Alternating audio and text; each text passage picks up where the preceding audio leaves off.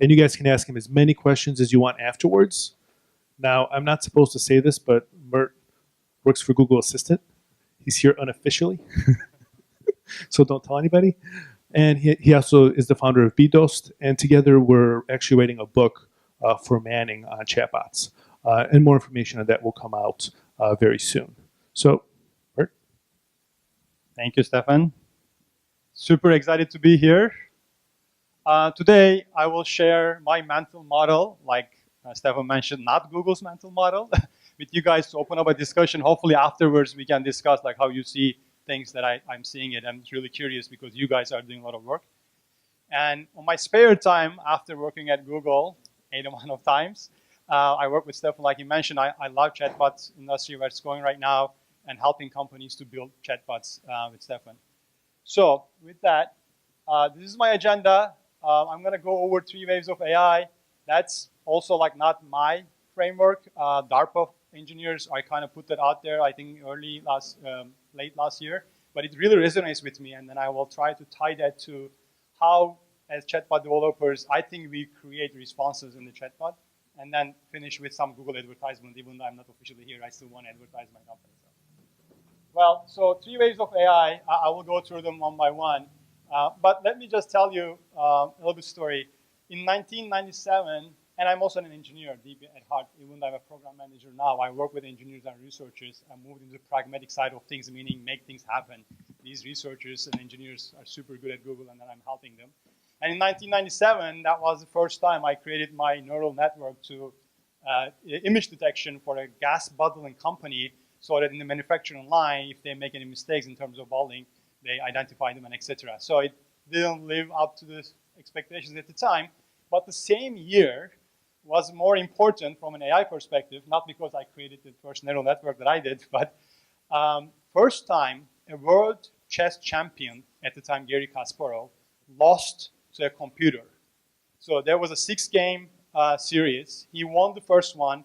He lost the second one. They drew the next 3, and then the last one he lost. So that was, I think, one of the tipping points that we start hearing like, wow, AI will match human intelligence. So I'm not going to go there in that talk, but it's a fascinating topic.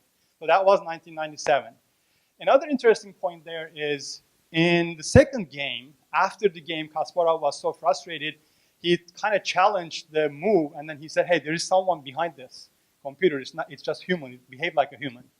And not really getting into a lot of chess terminology here, but at one situation, the computer was facing, there was an immediate and very easy move to make, like a one big strategy that every chess player knows, like use an open rank for your rook and etc. Instead, the computer chose another strategy, and that was really puzzling for Garry. And actually, some commentators said that he put much more emphasis on how smart Deep Blue was at the time. That's why he lost at the last game. Coming back to the second game, so they talked to the developers, and the developers said, look, we were working with another grandmaster to train Deep Blue, and the grandmaster taught us this alternative strategy, and then we built that in to the Deep Blue. My long story short here is that artificial intelligence at that time was rules, right? So it was like a broad, brutal force, basically. And even though chess is a very difficult, like human-wise, challenging game, a computer with enough power, it can just brute force itself to all the possible, positions and then evaluate it. So basically, the software was search plus evaluation. So that's the first handcrafted knowledge. Engineers work with the domain experts, and basically they created this model specific for a niche area with rules. So if this is like a scorecard for the AI, reasoning, meaning like when he made that move in the second game, the engineers were able to go back and look at the Deep Blue and then were able to analyze why Deep Blue made that decision. So the reasoning-wise, because you set the rules, they are doing good. They can reason in their own domain, obviously. But learning, no, it cannot learn, right? Perceiving the outside world, no, Deep Blue wasn't able to do that at all. Abstraction, was Deep Blue able to play another game? No, not at all, of course. So which takes us to the second wave. 2016, I think DeepMind, a AI research lab in London, which is owned by Google now. They acquired them many years ago, I think. They took the challenge to build a computer system to play Go. How many of you guys know the game Go? Okay, basically it's a very ancient Chinese game. The rules are much more simpler than chess. However, the combinations are huge. So basically, the reason this was a challenging task because Go game cannot be modeled by just brute force, meaning like to do search and evaluation. So in 2016, late 2016, AlphaGo, the name of the computer, basically beat one of the best Go players at the time by 4-1. And that was another really important tipping point. How they do that? In this case, basically they created statistical models for the game. And they created like multiple of them actually. And in this statistical learning, what engineers do, given the problem space, they do create a statistical model. And then, with a lot of data, they train that model. And at the end, they have this system where it can achieve, significant stuff. And obviously, I think you all know I'm talking about machine learning, right? Neural networks and machine learning. So I think right now we are at this phase where machine learning is becoming very, very powerful because of this models and data, etc. And then it just infuses to our lives, and then we are hearing a lot of artificial intelligence and etc. So what does it do? Again, the engineer says machine learning in its simplest form is basically spreadsheet in steroids. So what it does, it takes the input data, and then it manipulates the data with very interesting computational algorithms, creates another layer, and then does it again, and does it again, and does it again, until the engineer decides, okay, this may be my output, and I'm going to compare my output with my desired output, and then I'm going to go backwards now, and then see how I need to optimize all these parameters. Parameters meaning, this is an architecture, how many times I'm going to process this data, how I'm going to use computational equations, and etc. So of course, I'm making it very simple. There's a lot of engineering and math behind this, but in an abstraction level, it's what it does. It just manipulates the data in such a way that we can differentiate, for example, faces or image recognition or words, etc. So this is statistical learning. Again, it relies on statistical models, and it is very, very powerful. That's why we are seeing it in a lot of products right now. So it works really good at an aggregate level. And as humans, we are not really wired to think statistically. So that's why when we see a cat picture identified as, let's say, a lion, right, we find it very disturbing. Actually, there were worse cases in the statistical learning model where statistical learning models were doing really good on aggregate, however, failed miserably when in some 1 or 2 cases. So let's look at the scorecard for statistical learning. Learning is really good, even though it requires a lot of data. It learns once you build a statistical model for your problem space. Perceiving the outside world, meaning image recognition, speech recognition, they are doing awesome. That's why we are hearing that. Reasoning, that's now going backwards from a rules base, because when you look at an output from a machine learning system, you don't know why the system decided with that output. It's like almost, they call it like a black box. So that's one area I think we went backward in terms of intelligence scorecard. And abstraction, they are not still being able to do abstractions. So I just want to go here, I'll put a parenthesis here, how this is related to chatbots. And this is one example of a spatial neural network. Like I said, it's very complicated. And another disclaimer, I am not like a research scientist or anything like that. I just work with them. Speech recognition and natural language processing, I think for key technologies that was now fostered because of this development in the statistical modeling artificial intelligence wave.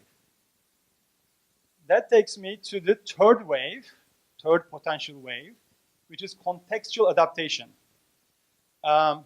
Imagine, as an engineer, you create this system where the system observes the problem space and creates the model itself, and then continue pursuing the real world or the problem space, and then learn from it, and then make decisions based on some reasoning.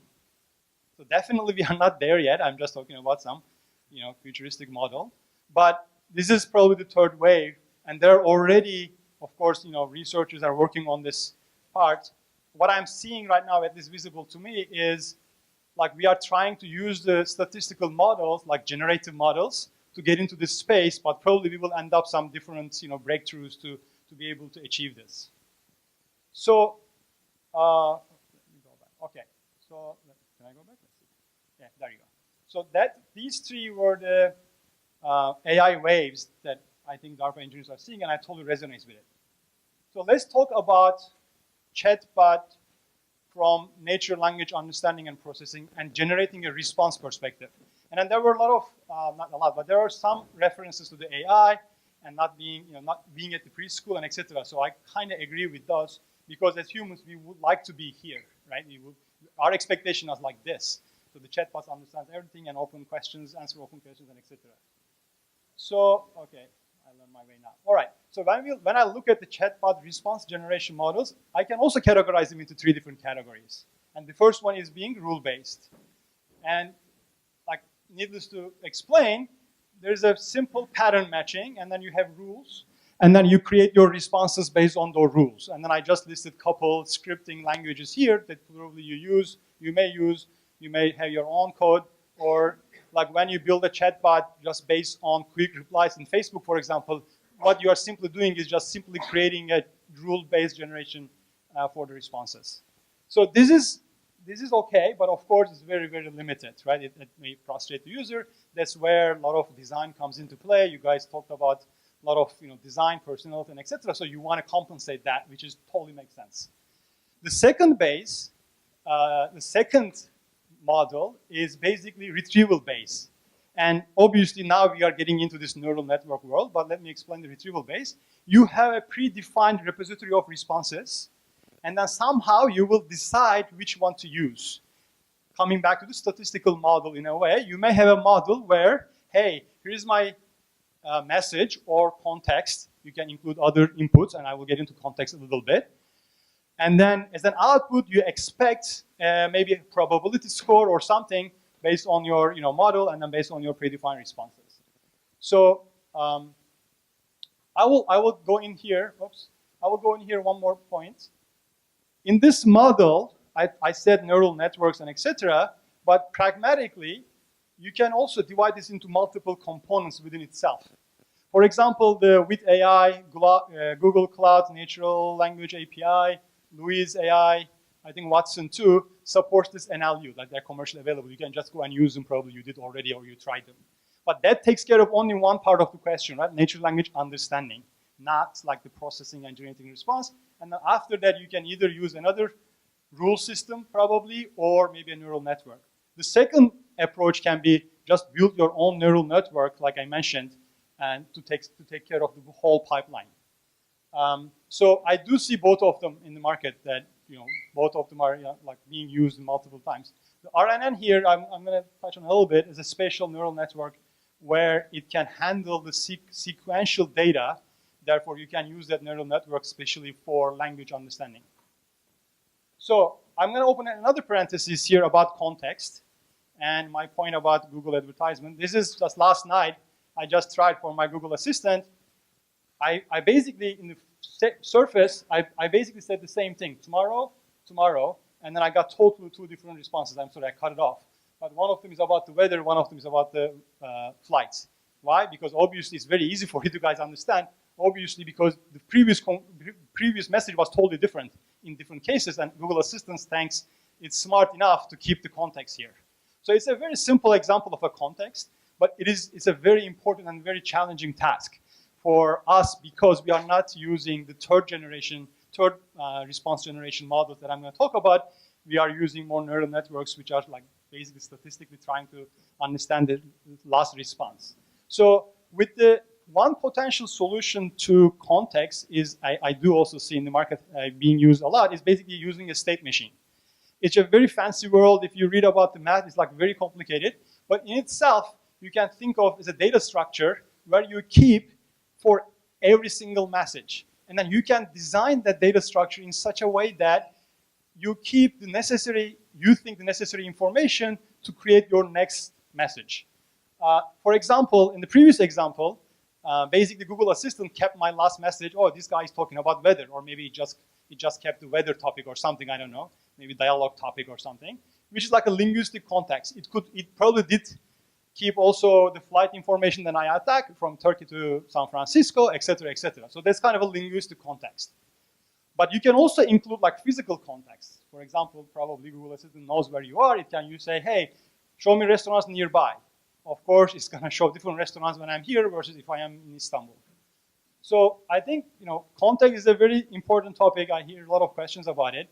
It's a difficult topic, but right now the solution out there is using the state machine. If you are using somehow like a rule-based model, like in this first one. If you are using, let's say, a neural network to handle all this response generation, even though it's a predefined repositories, then you may consider having these context parameters as an input to your model. So closing the parentheses, now the third response generation method is generative models. This is where we want to be, I think. This is like smart, open-ended, and they respond to any user, whatever the user says, and etc. So responses from scratch. And that's where again, like I'm not gonna get into the RNN and all this stuff, but one framework is being used and tested right now. For example, I will look into some articles too anyways, is converting the message, the words, the sentences, to a vector, so that the computers can understand, which is word to vec, and then feed that into an encoder, which is an RNN network, a neural network type. Encoding, what it does is it takes all the separate data points in that word's vector, and then creates only one vector, meaning, okay, this is what it means, maybe, if I want to abstract it. And then it sends to another new neural network, which takes that input and then decodes it into different words. And like this is an example. I assume you are using Gmail, and then there are some examples like this. It responds a smart reply, for example, are you free tomorrow, and then etc. So this is awesome, practically not working. And that's where I want to talk to you guys. If you did achieve this, or if you are closer, please let me know. I'm super interested. But this is not practically not working, but it will work, obviously, eventually. And then there were some comments in one of the panels, too. Another point I want to make here is right now it makes grammar mistakes. Or if you continue the conversation, it gets totally out of control. It responds in inconsistent results and etc. So if you just look at these three models or response generations, I just tried to summarize like the pros and cons here, and I think we touched almost on all of them. So let's combine those two frameworks. I'm not saying that to move into the generative models, we need artificial intelligence wave to be contextual adaptation, but I do see very close mapping between these two. Therefore, in the mainstream right now, we are in the statistical learning. Everyone is talking about machine learning. It's awesome, classification and everything, and it enables us to do retrieval-based neural networks or the NLPs of the world and etc. And then this is sometimes fed by this because of different reasons, totally understandable. You identify your niche and all this stuff. Rule-based also works. But then we're gonna move into this contextual adaptation AI or generative models together. So, and I think that one comment was like maybe in 36 months NLP will improve and etc. I don't have any opinion about like how long it's gonna take, but I do know one of Google engineer leads, who is Ray Kurzweil, who's a futuristic. He's like an inventor and all that stuff. He has this exponential improvement theory, and then his claim, or he suggests that we will achieve singularity, which is human intelligence will achieve computer intelligence will achieve the human intelligence level by 2029 because of the exponential growth. And that's why it's really difficult for us to think, because we always think linearly. Like we look at the last 5 years, what happened, how much improvement we have seen, and then we extrapolate that linearly what's going to happen in 5 years. But he says, no, that's not the case. Technology improves exponentially. So that brings me to my advertisement slide.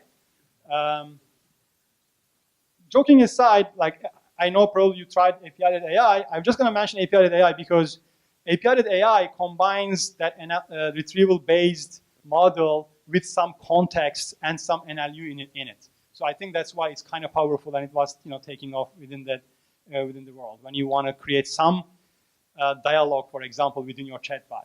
And the other point I want to make here is the TensorFlow. Like I said, I'm not a researcher, and etc. But oh boy, they made it so easy now to create these models.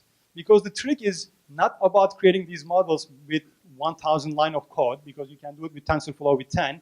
The trick is to understand your problem space and then optimize your model, how many layers or the data and etc. Another point I want to make, if you really want to see what Google is heading towards, Google is pretty open in terms of the research publishing. Just go to Google Research, go to NLP section. There are a lot of papers there. I picked 3 of them from like last 3 years. The first one is the one where Google basically said, hey, we are working on generative models, that's sequential to sequential model, etc. I think they use like 3 billion messages, no, 2 billion messages from 130 million Redditors to train this model, and it still wasn't good enough to be in production, for example, according to the model.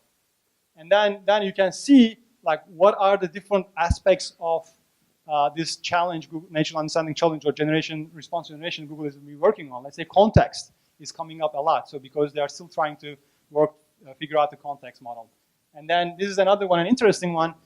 To move to close the generation models, they are still using the statistical model, but they are saying, okay, can we make it smart enough to ask questions and learn from the user, for example? So with that, I will stop here and I'll take questions if it is not too hard.